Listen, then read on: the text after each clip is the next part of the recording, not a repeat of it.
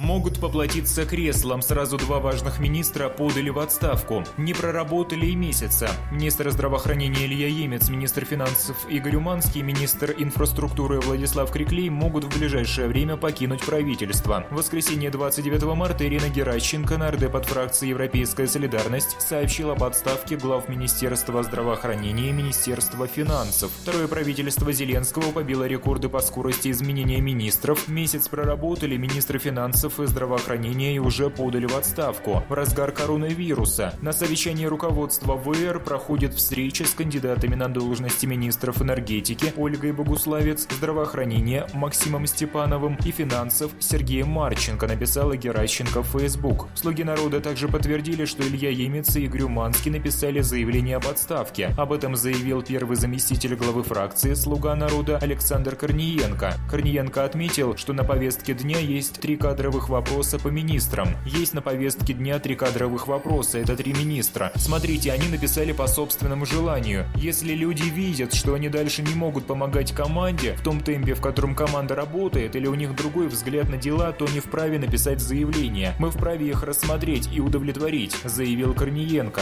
СМИ сообщают, что Илья Емец якобы должен написать заявление на увольнение по собственному желанию. Ключевой вопрос к нему – это слишком быстрые темпы возвращения теневых схем закупок лекарств, о которых говорили общественные активисты. Кроме того, ему также планировали вменить вялую, невнятную работу по подготовке страны к пику эпидемии коронавируса, отмечают журналисты. Одной из версий причин будущей отставки Игоря Уманского может оказаться сокращение расходов на большую стройку, которая запланирована в изменениях в бюджет на 2020 год. Кроме того, Уманский может поплатиться креслом за желание восстановить на дорожном строительстве старые схемы. В частности, по данным из СМИ, в 2014-2015 годах именно Уманский, занимавший тогда пост первого замминистра финансов, якобы вместе с первым замглавы Укравтодора Евгением Пароховым организовал схему сбора определенной части выделяемых из бюджета денег на дорожное строительство. Что касается министра инфраструктуры Криклия, среди претензий к нему нежелание или неспособность побороть коррупцию в Укртрансбезопасности, разрастание схем теневой аренды в морских портах, поборы с моряков, которые взимает администрация морского и речного транспорта, а также отсутствие каких-либо существенных сдвигов в вопросе реформирования украинской железной дороги. В последние несколько дней Криклей стал еще и фигурантом нескольких скандалов. Журналисты раскрыли так называемый теневой офис Министерства инфраструктуры, из которого, как оказалось позже, происходит управление всеми теневыми потоками в отрасли. Руководит офисом, по данным СМИ, некто юрист Павел Шевченко, близкий соратник Криклия.